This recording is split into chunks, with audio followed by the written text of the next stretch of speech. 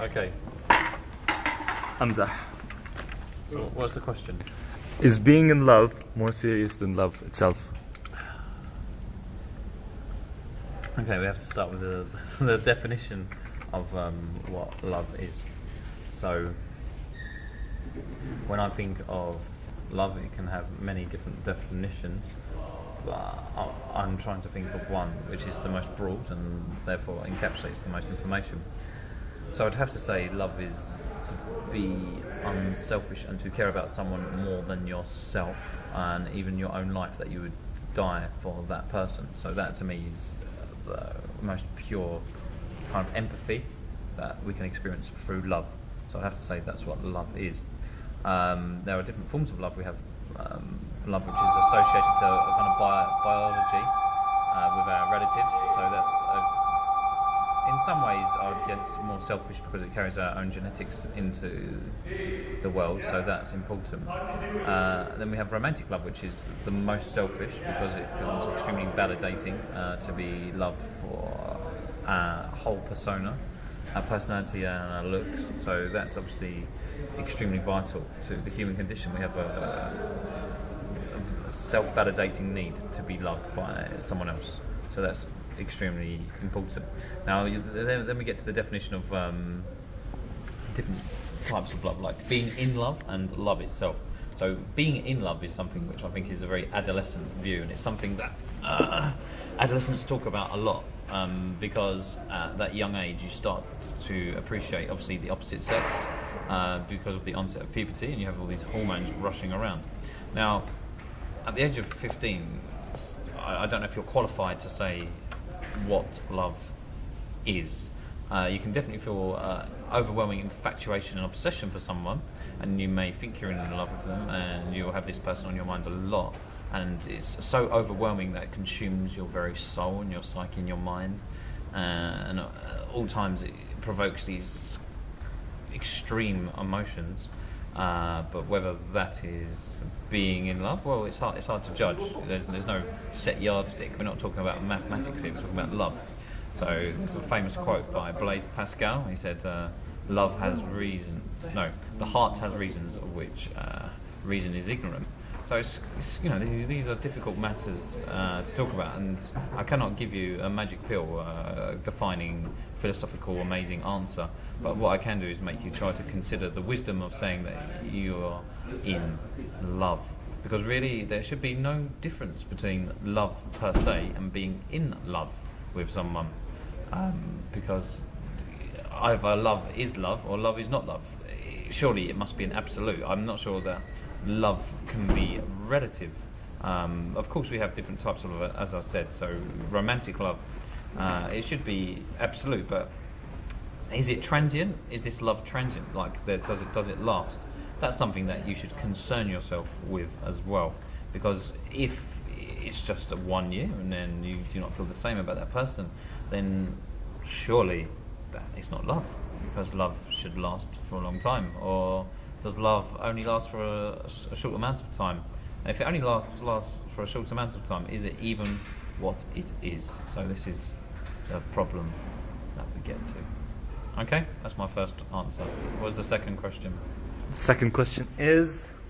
how do we know that our life is not a dream? Yes. Okay, this is a prophetic question. Okay, this is a question. Sorry to be so dismissive, but a question that all teenagers ask, and it's an accumulating human thought through the ages.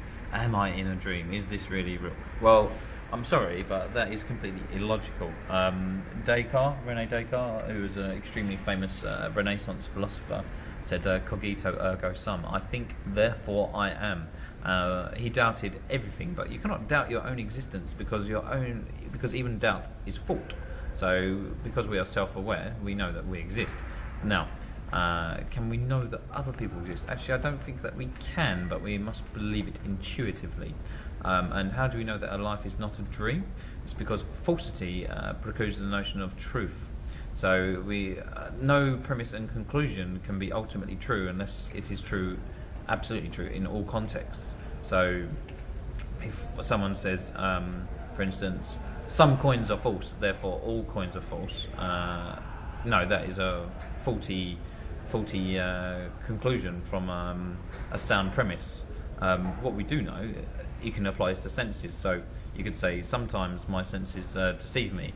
Therefore, for all I know, all my senses deceive me. Of course, we know this is untrue, because if we stand in a road in front of a car and it will run us over, we can detect that with our senses. So just because sometimes our senses malfunction, it does not mean that they will always malfunction. We must intuitively we must trust them, but expect that sometimes they will not function properly.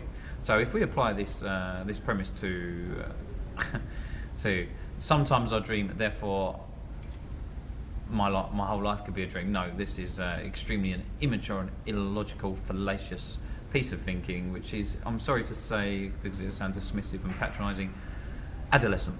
It's a very adolescent thought about one's existence. And there is actually a very interesting philosophical movement, and they're called solipsists. Okay, solipsists.